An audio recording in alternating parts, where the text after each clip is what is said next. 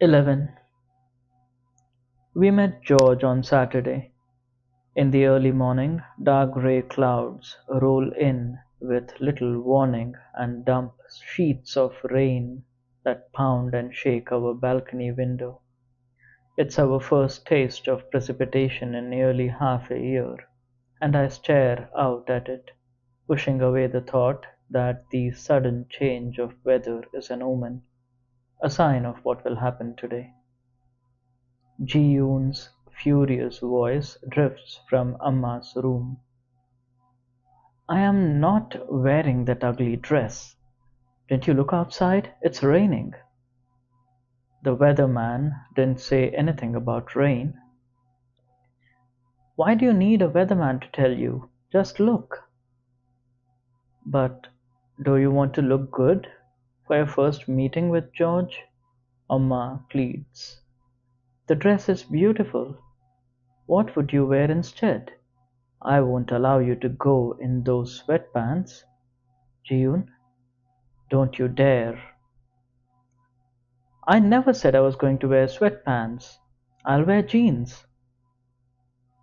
But Ji-won is wearing a skirt, and you won't be matching it if you wear jeans. Ji-yoon huffs, but in the end our mother wins. Soon after, my sister materializes from the bedroom, clad in a flared black and white polka dot dress that goes just past her knees. She glowers, her arms crossed, and sits down on the couch next to me. I stifle a laugh. If you say anything, I'll punch you, she says grumpily. I smooth out my skirt. I wasn't going to say anything bad, I say. Just that you look nice. I'm being extra cheerful on purpose to antagonize her, and it works. She moves over to the other couch cushion and sits with her knees pointed away from me.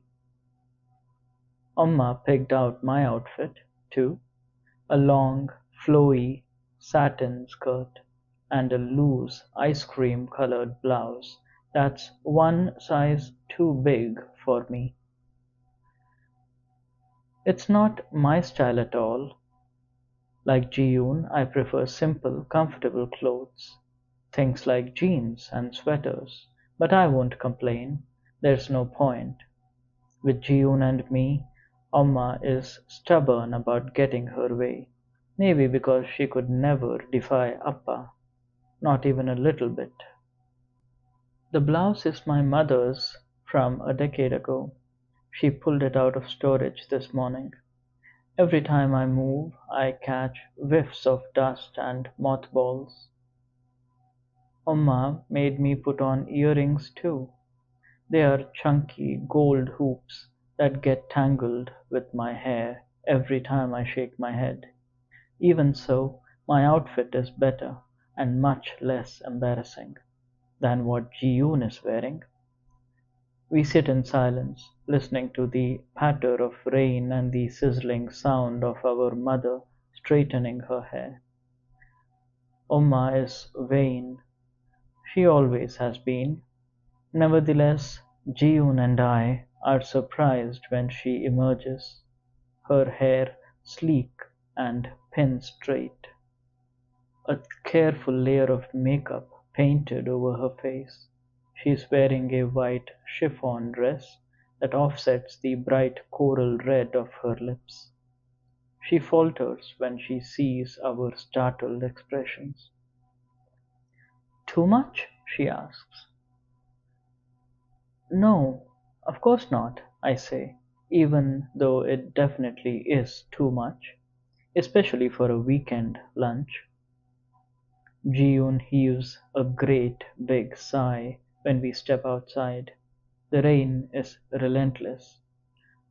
Amma assured us that it would stop soon, but there's no lull or reprieve from the deluge. To make matters worse, we couldn't find an umbrella because Amma accidentally threw out the good one when she was cleaning out the closet by the door all those months ago. My mother looks at the rain glumly. running her fingers along her perfectly coiffed hair. It'll be ruined as soon as we step out from under the canopy, but we are already late. We can't dawdle any longer. Let's go, I say, taking their hands in mine. We'll make a run for it. How bad could it possibly be? By the time we make it to the car, we are soaked. My mother's careful work is undone. Her mascara is smudged, her dress is see-through, and her hair is frizzy and loose. She starts to open her vanity mirror, her lip quivering. I reach over and shut it with a snap. It's okay, I say hastily. You look still beautiful, Amma. Right, Jiyun? Jiyun refuses to look at either of us, instead staring out the window with her jaw clenched. A vein in her forehead twitches. Amma is unsatisfied with our responses and reaches for the mirror again. I stop her.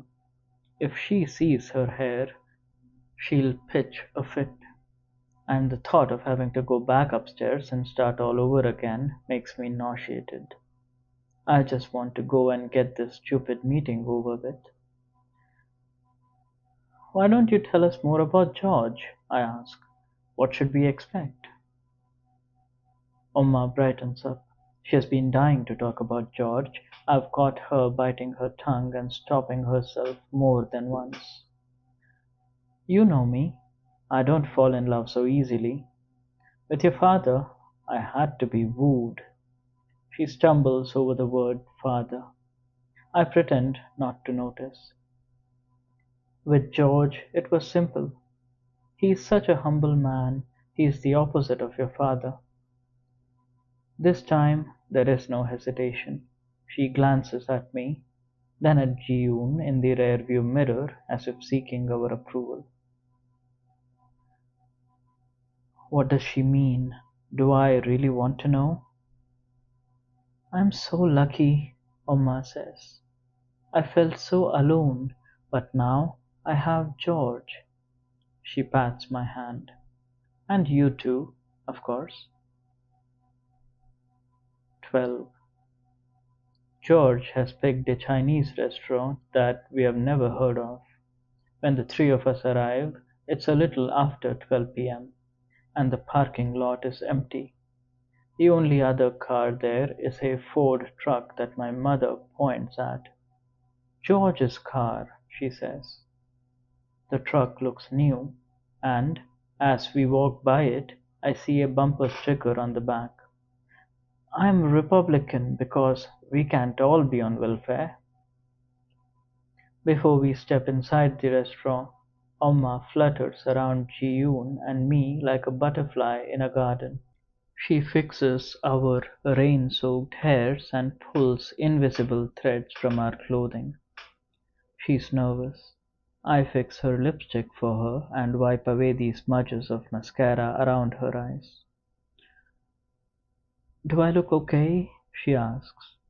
You look great, I respond without thinking. We walk through these swinging doors. The smiling hostess leads us into a private room where George is waiting. It's big enough to fit 20 people, and when I see him sitting alone in such a big space, I snort. The image is ridiculous. He's like a king sitting on his throne waiting for his subjects to enter. I don't know what I expected, but George is completely ordinary. He looks like every other middle-aged white man I've seen. He's short, only a head taller than Oma, with a head full of sandy brown hair, bushy eyebrows, and thin lips that recede into his mouth every time he smiles.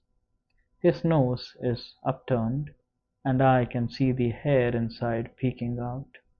When he moves, the papery skin around his neck hangs precariously off his chin. If he passed me on the street, I would never take a second look. He glances down at his watch. I follow his eyes. It's a Rolex. I try not to show my surprise. You guys are late. George, honey, I'm sorry, Oma screeches. She pushes past us to embrace him, her fake Chanel bag swinging violently on her shoulder. To our disgust, George grabs our mother by the shoulders and plants a sloppy, open-mouthed kiss right on her lips. When they pull apart, there's a smear of red across his mouth. Oma snatches a napkin from the table and wipes it away. At least she has the decency to look embarrassed. Never once have I seen my own parents kiss. Sorry, he says, grinning.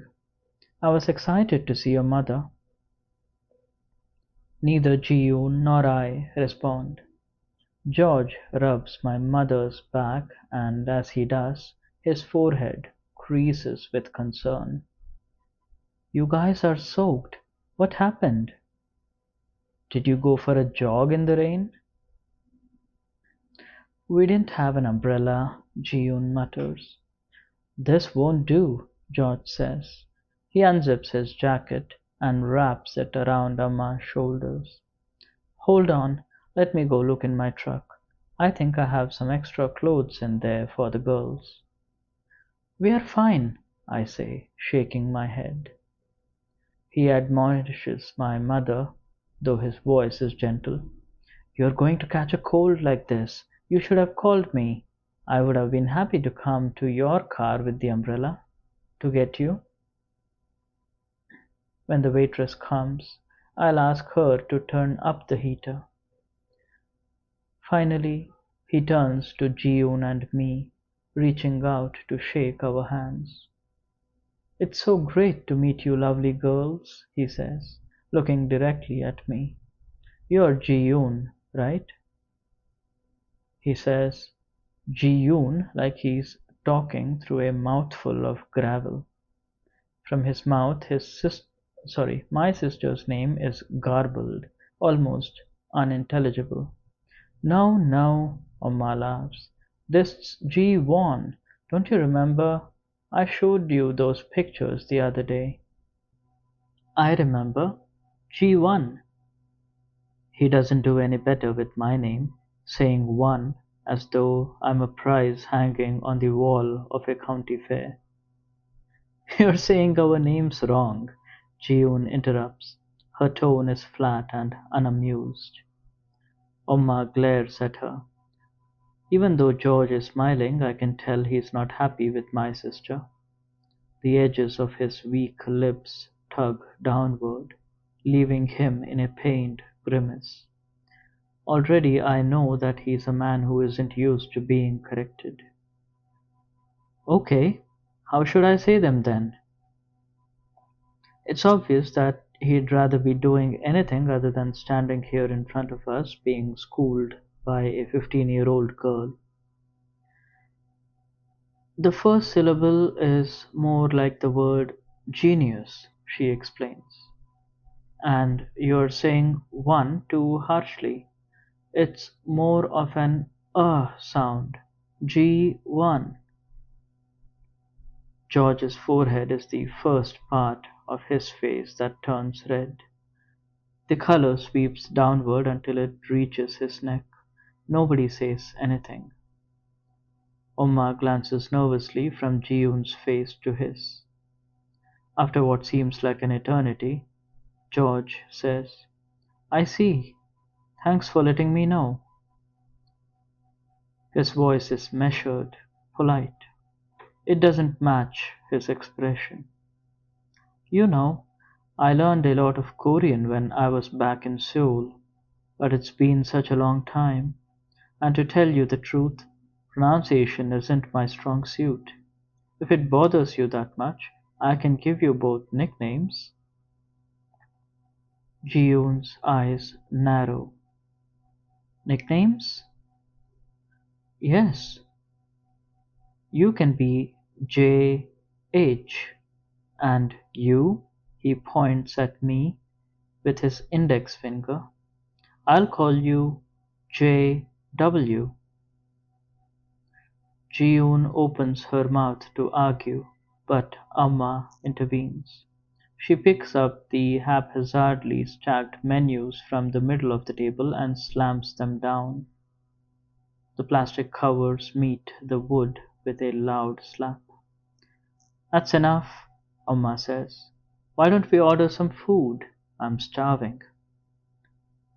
She leads Ji-yoon to a chair far from George and seats me in between them. The tension hangs in the air. We are all cognizant of it. In an attempt to smooth things over, our mother turns to George and starts a conversation. It's awkward, listening to them talk to each other. Oma's English isn't very good. When she has the occasional English-only customer at the grocery store, she can manage. However, more complicated things, like filling out forms or making appointments, are downright impossible for her to do alone.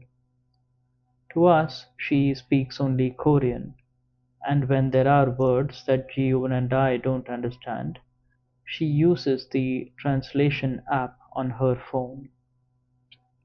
It quickly becomes obvious that our mother has exaggerated George's ability to speak Korean. We can't understand a single thing he's saying. And he was right about his pronunciation. It's horrible. His accent turns our once familiar words into a different dialect entirely, their meanings blurred under the heaviness of his tongue. But George doesn't notice. He's pleased with himself, as if we should be impressed by his butchering of our language. Nol Mohatson? George asks us. It takes me a second to sorry, interpret what he's trying to say, and it seems I'm the only one who understands.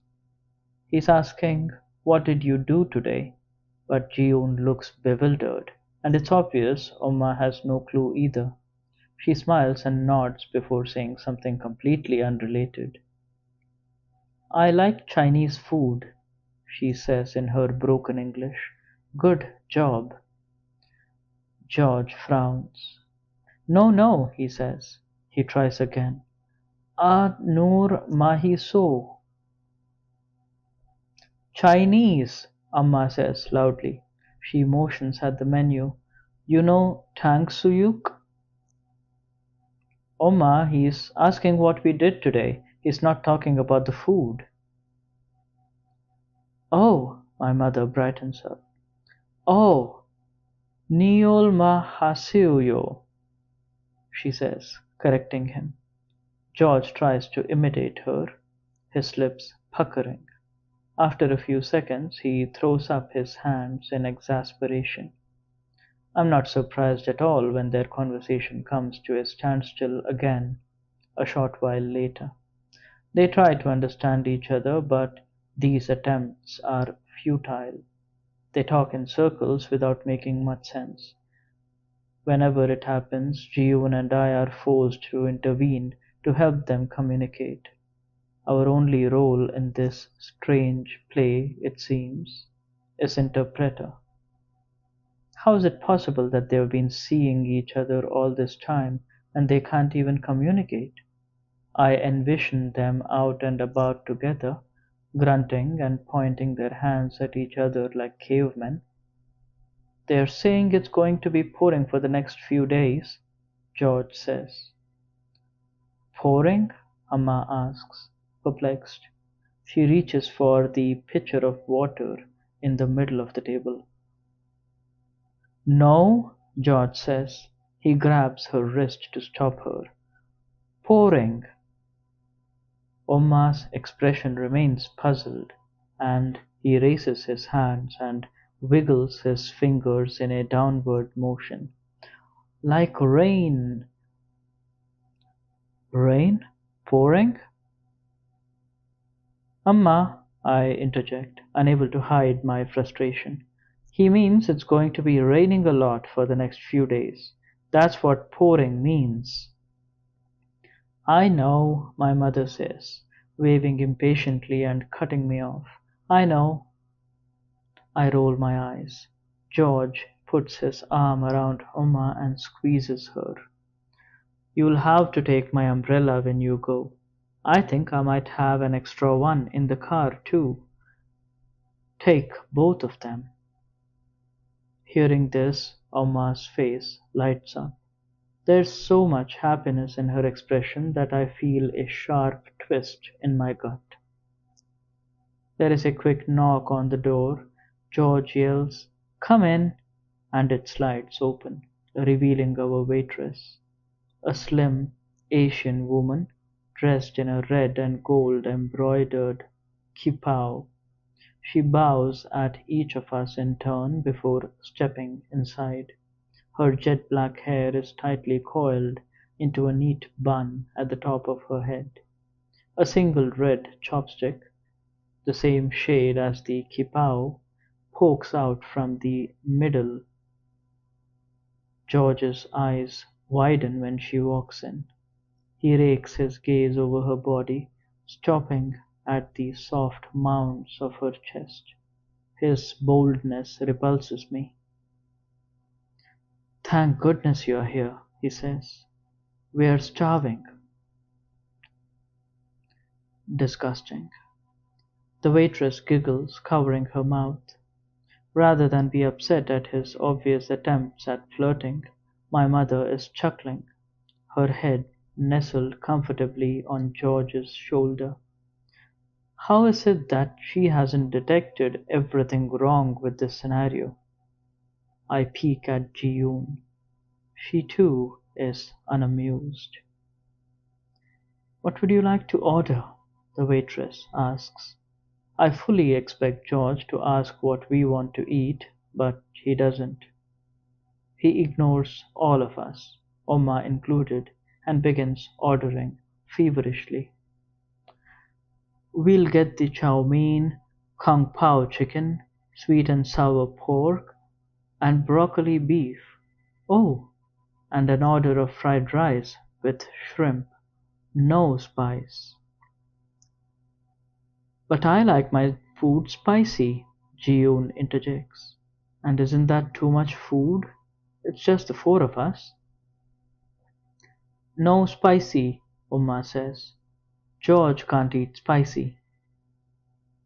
"Of course he can't fucking eat spicy food."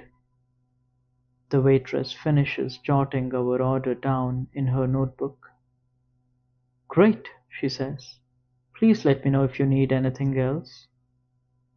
She, George blurts. He puts his hands together and bows his head. She, the waitress responds. She bows her head slightly and leaves. He stares at the door for a full minute after she's gone. "The service here is so great," he says with a wistful sigh. "Wish all the restaurants were like this one." He untangles himself from my mother.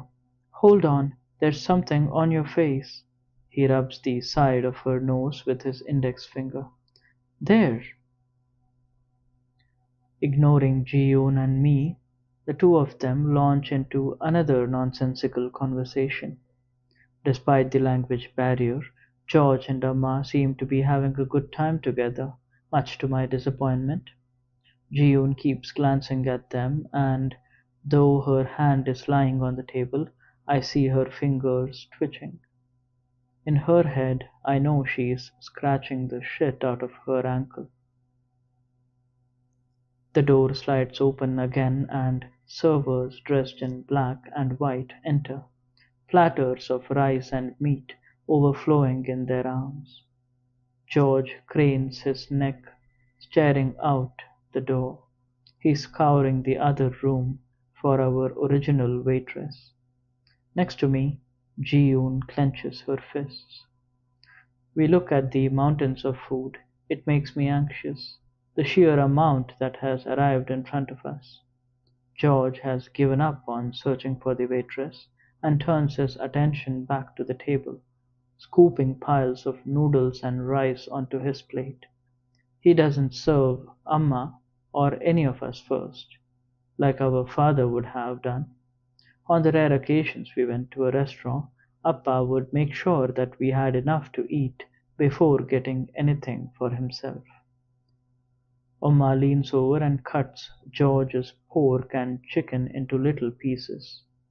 Jiyun takes an enormous gulp of jasmine tea. She hasn't even looked at the food yet. I prod her under the table. She shakes her head so that only I can see. I want to ask her if everything is okay, but I also don't want to draw attention to her. The food is awful. It's overly sweet and so salty that I worry about my mother's blood pressure. Grimacing, I force it down with a sip of lukewarm water. "Isn't it great?" George says, his voice booming. "This is the best Chinese restaurant in the world." "It is?" I ask, scrunching my nose in disgust. "It doesn't seem very authentic.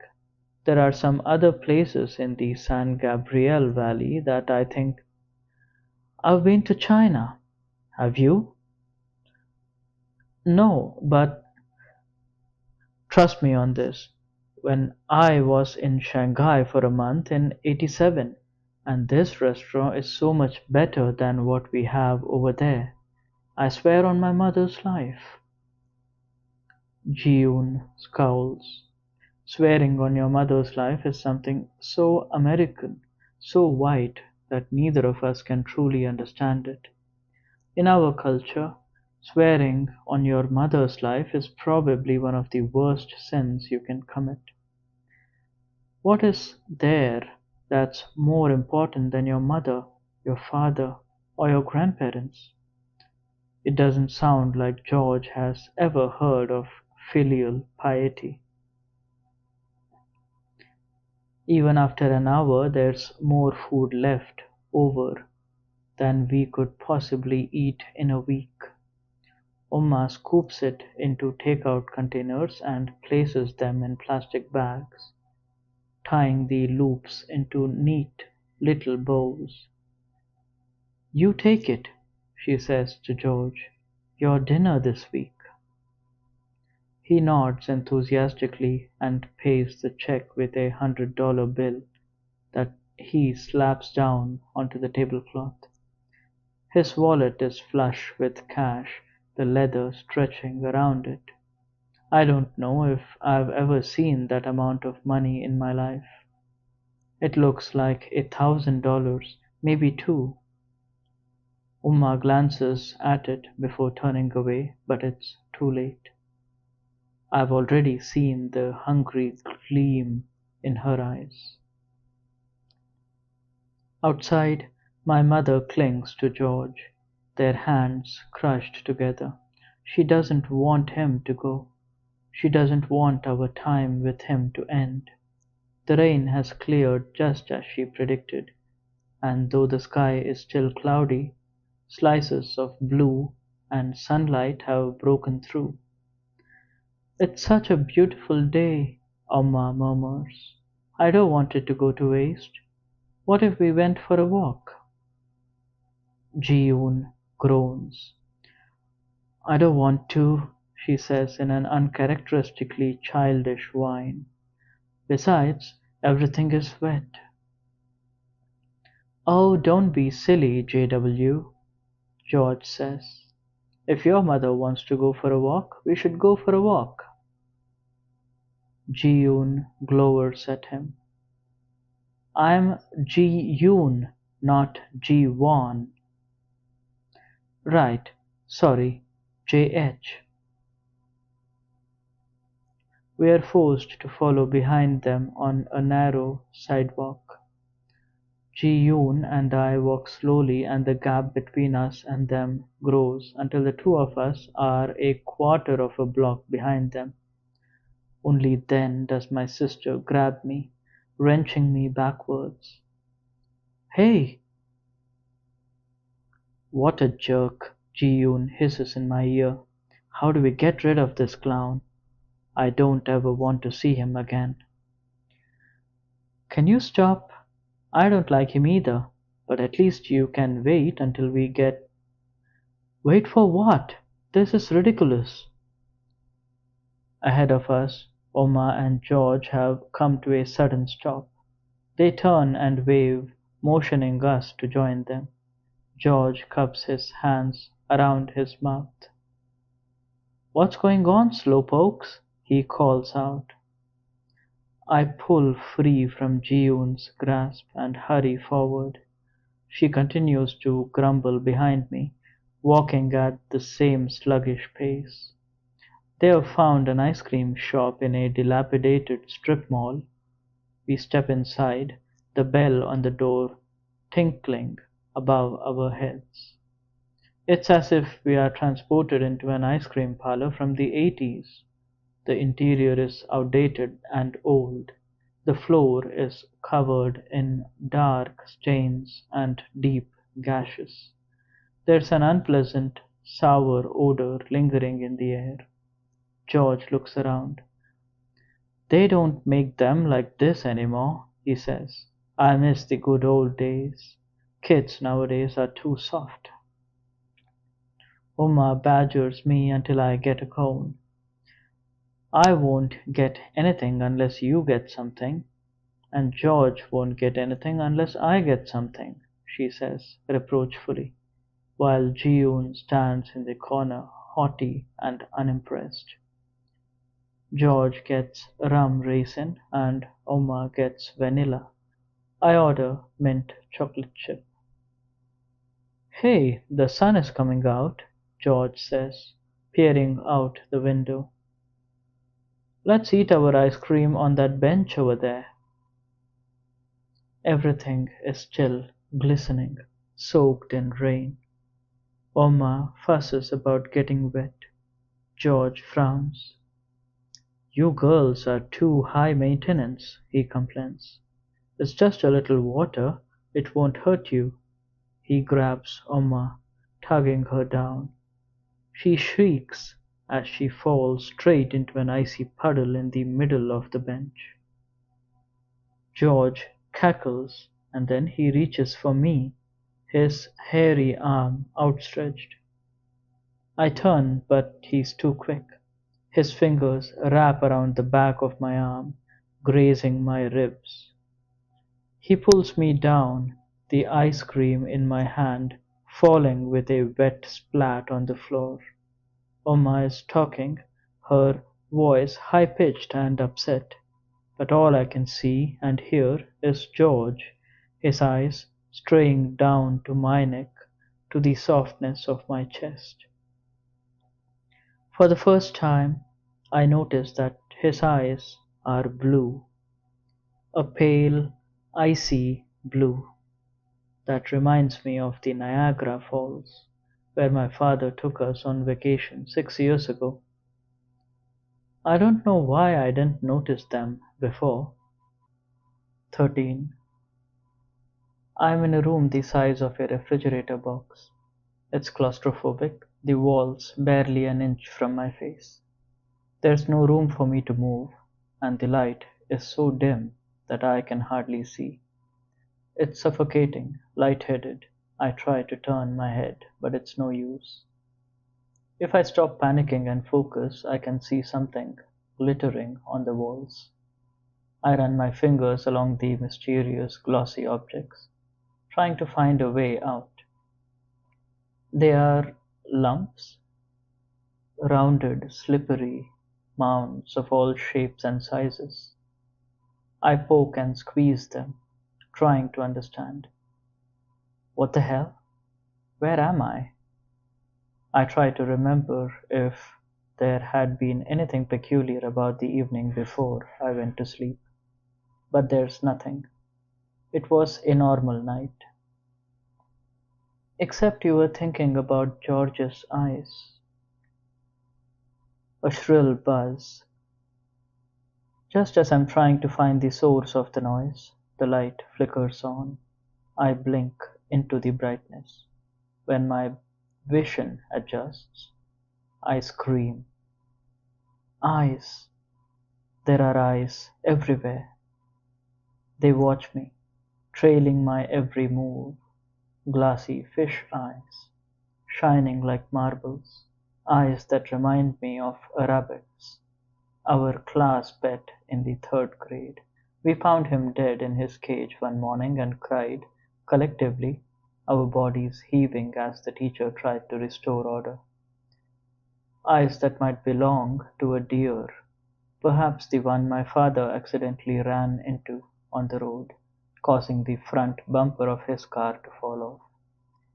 Remembering this, I start to scream again, desperate to get away. I pound my fists against the walls. Everything shakes, and the ice fall and rain over my body. I'm going to die here. This is the end. Nobody knows I'm gone. Amma, the image from dinner a few weeks ago comes to mind. The fisheye rolling around on my plate. The excitement that jolted through my body from swallowing it. I lower my hands and reach out, trembling, to touch the eyes on the wall. They come off easily. I swallow one whole, barely tasting. Right away, there's a sound. A whoosh. The room lengthens. So this is how I escape. I don't hesitate. I pluck one eye after the other, shoving them greedily into my mouth. I mash them into a pulp, teeth gnashing, feeling each clump slide down my throat. I eat until my stomach is full and aching, until the wall is bare. The room grows bigger, hallways extending. I scramble to my feet and start walking, straining my ears. This place is familiar. I recognize it. It's our old house, except it's completely new now. Sorry, completely empty now. Hello, I call out.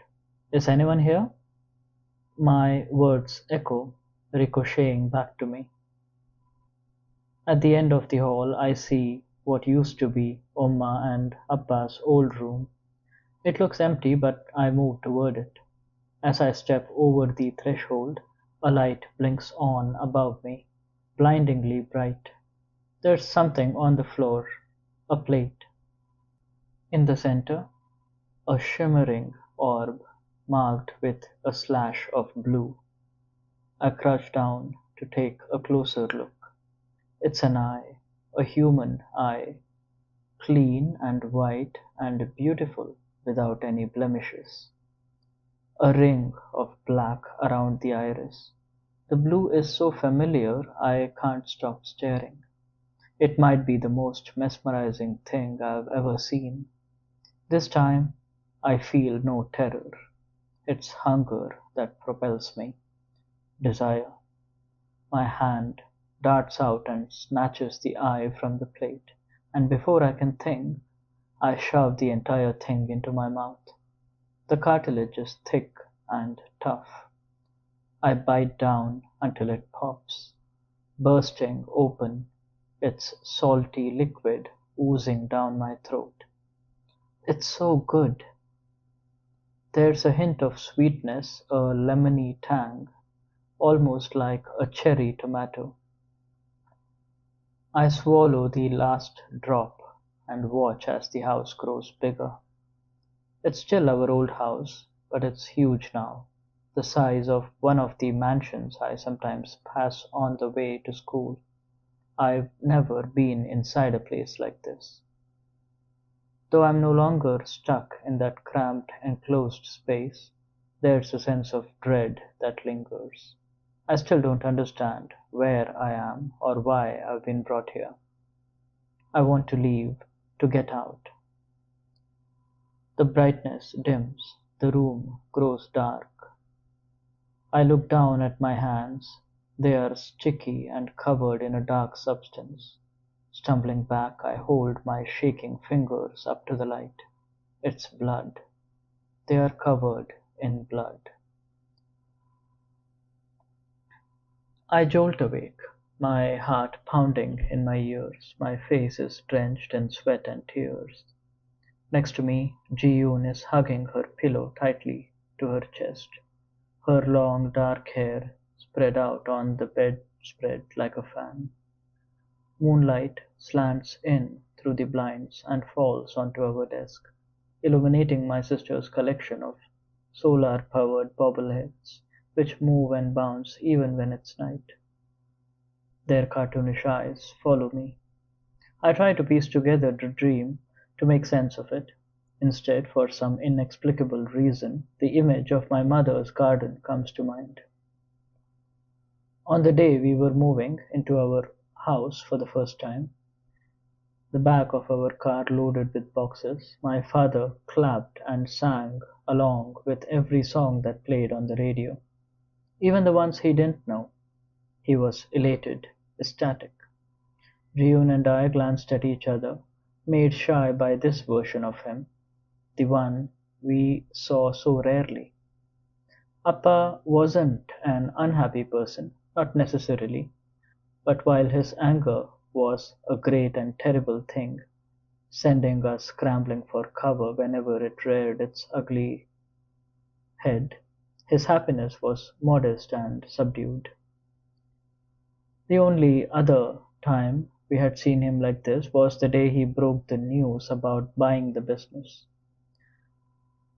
"Sit down," Appa had said, leading Ji-yoon and me to the couch.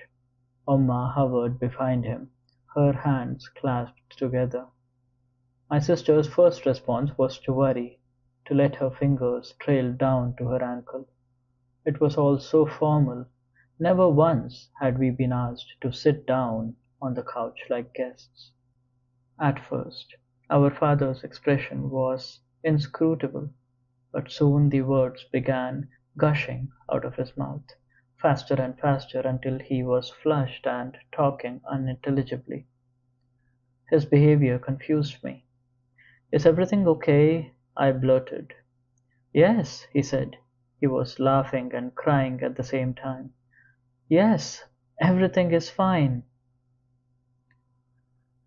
When we arrived at the house, my father took my mother's hand gently, lovingly, a rare show of affection from him, and led her out into the backyard.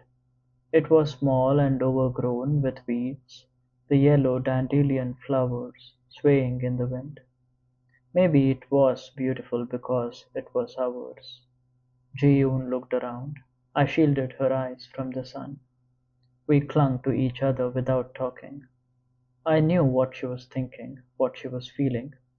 She was happy.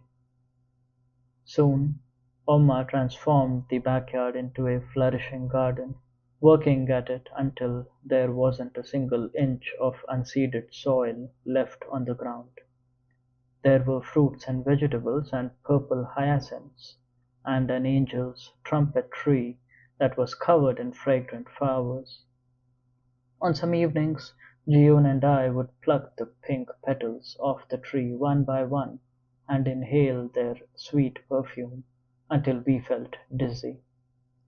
In the spring we had cabbage and carrots and radishes. In the summer, juicy red strawberries, and tomatoes of all sizes. Those tomatoes in particular were spectacular. "You can't get anything like this from the grocery store," Appa proclaimed, biting into the flesh. We were walking barefoot in the backyard, the still damp grass squelching between our toes. Seeds were stuck in his teeth. Back then I hated tomatoes, but seeing my father and the joy he was experiencing raised in me a desire I didn't know I had. I plucked a tomato off the vine and sank my teeth into its skin. It was sun-warmed and firm, the salty, sweet juice exploding over my tongue. Ji-yoon snorts, twitches, then turns over onto her side. Her knee is digging into my back, but I am lost in the crypt that contains our family's memories. Before I fall back asleep, a realization comes to me. The eye on the plate looked exactly like George's eyes. Blue, a blazing, luminous blue. 14. G1! Geoffrey waves and jogs over to me. Today he's wearing round, wire-rimmed glasses and holding a small book in his arms. He's dressed in a neatly pressed button-down shirt with a sweater wrapped around his waist. His sneakers are shiny and new. I peek at the cover. It's Chinamamda Ngozi Adichie's "We Should All Be Feminists". He notices and offers it to me, his hand outstretched. Have you read it? I shake my head. You should check it out. It's fantastic. If you want, I can lend it to you after I'm done. We've been discussing it in my women's studies course. The author is amazing. She is such a brilliant mind. He taps the spine of the book with his fingernail. How was your weekend? He asks. I met my mother's boyfriend, I say, shrugging. I try to pass it off as nonchalant, but Geoffrey widens his eyes. Oh shit, that must have been a trip. He waits for me to expand, but when I don't offer any other information, he asks, how was it? Complicated? How so? He asks. I hesitate. Sensing my reluctance, he says, I actually have a little experience with this, since my parents got divorced when I was young and then married other people. I have a stepmom and a stepdad. It took me a while to get used to it. Plus, my stepdad is a bit of a jerk. We still don't get along even though it's been 6 years now. That sucks. I open my mouth and close it again in a moment of indecision. It's weird. I keep hearing about how 50% of kids end up with parents who are separated in some way. I just never expected to be part of that group, I say, suddenly embarrassed by my candidness. Me neither. Why don't you and your stepdad get along? You don't have to answer if you're not comfortable, I add. Geoffrey squints and kicks a rock at his feet. It clatters loudly over the cement. He thinks he's right about everything. We fight a lot. He doesn't like the way I dress, or he thinks I'm being a smartass, or I don't know, there's always something for him to be upset about. What about you? I gnaw at my cuticles. He made me really uncomfortable, I say slowly, trying to find the right words to describe George. My sister, too. You know when middle-aged white men are obsessed with Asian women? What? Like a fetish? Geoffrey snorts. Exactly. He was trying to speak Korean to us, and then he said she to the waitress at the Chinese restaurant, like it was normal, and I stop. It would be so much easier if my mom didn't like him so much. Geoffrey nods, somber.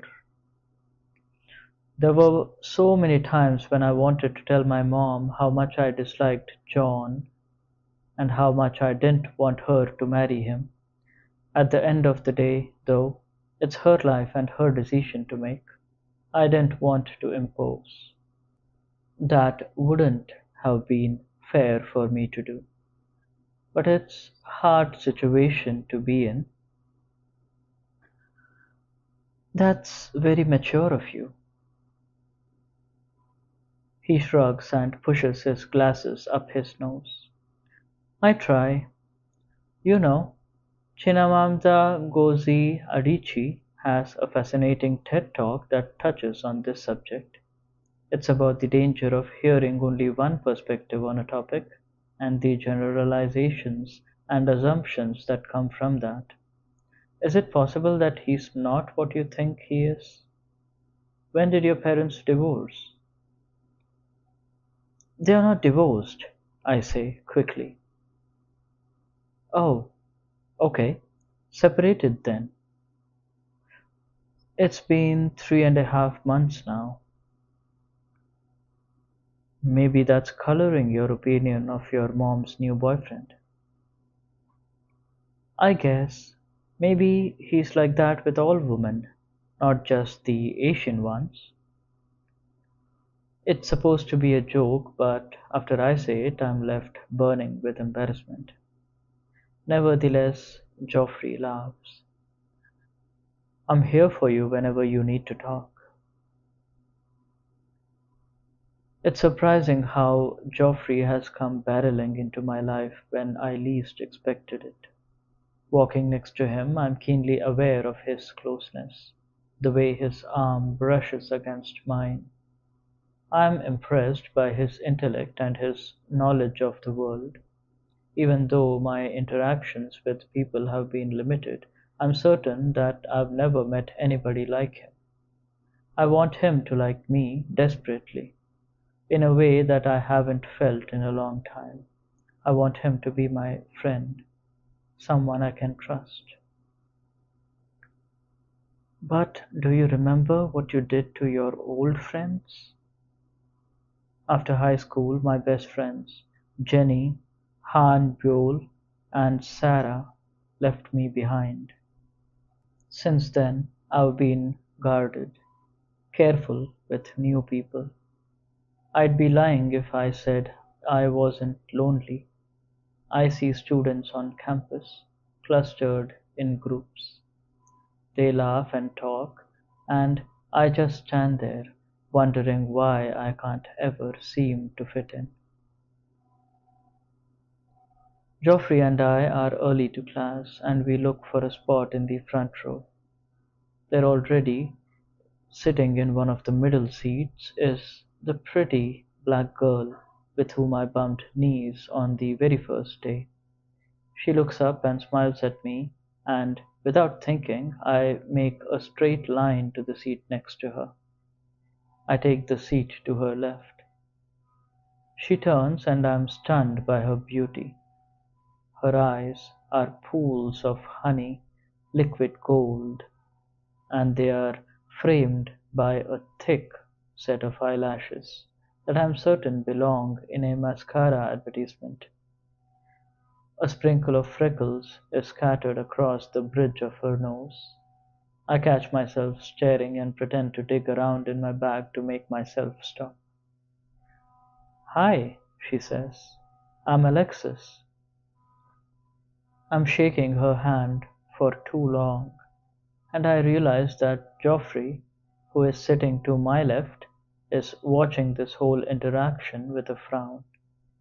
I introduce him, but immediately realize that I haven't introduced even myself yet. "This is Geoffrey. I'm Ji-won." "Nice to meet you guys. Ji-won, is it?" She says my name perfectly on the first try without an ounce of hesitation.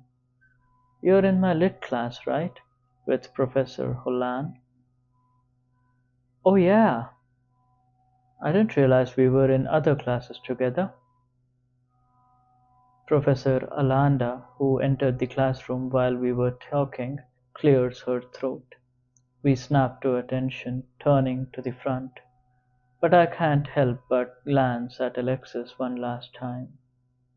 On the other side of me, Geoffrey notices my wandering eyes. He cocks his head, a curious expression on his face. "What did she say to you?" Geoffrey asks me after class. His hands are shoved into his pockets. The book he was holding earlier is nowhere to be found. He looks almost annoyed, which makes me nervous. "Who?" "The girl sitting next to you. Alexa or something. I couldn't hear what she said." Oh, she was telling me we were in another class together, Lit, with Holan. Lit? What other classes are you taking with her? That's it, I think. I'm jealous. I only get to share one class with you. She gets to have two. The toothy smile he gives me doesn't quite meet his eyes, and I start to think that he isn't kidding. I get it. As someone who has struggled with friendships my entire life, I really do understand. How many times have I felt a nagging possessiveness over my friends, watching as they grew closer to each other but not me? In that sense, Geoffrey and I are the same. We are both people who are used to being on the outside, looking in. I guess this means we'll have to take three classes together next quarter to make up for it, Geoffrey jokes. Of course, I say. Heck, we can take four if you want. He laughs. Okay, eager beaver. I think four is a little too much. I stick out my front two teeth and make my hands into paws. He's laughing so hard that he has to hold on to my shoulder to keep from falling over. Anyway, Alexis is really nice, I say. At the mention of her name, though, the mirth slides off Geoffrey's face. He grows quiet.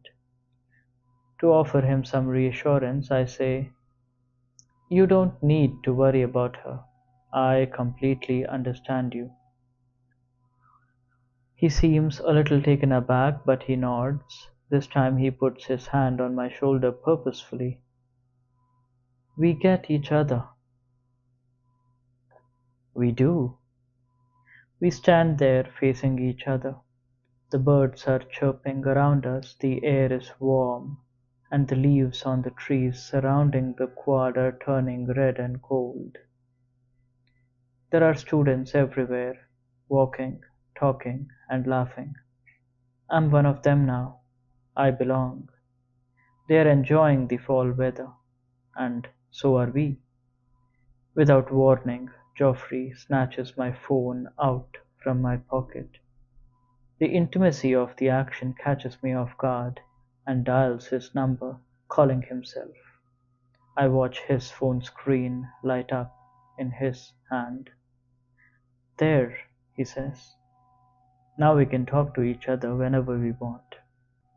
15. George is sleeping over tonight. In our room, Jiyun is fuming, punting her pillow across the room. It hits the wall and lands on the carpet in a sad, deflated mass. I have half a mind to tell her to stop, but I know she won't listen. She didn't even ask us if that was okay, she says. The pillow hits the wall again with a thwack. Doesn't she care if it makes us uncomfortable? How can she think this is okay? It's been a few weeks since we met George, and already he's wearing out his welcome.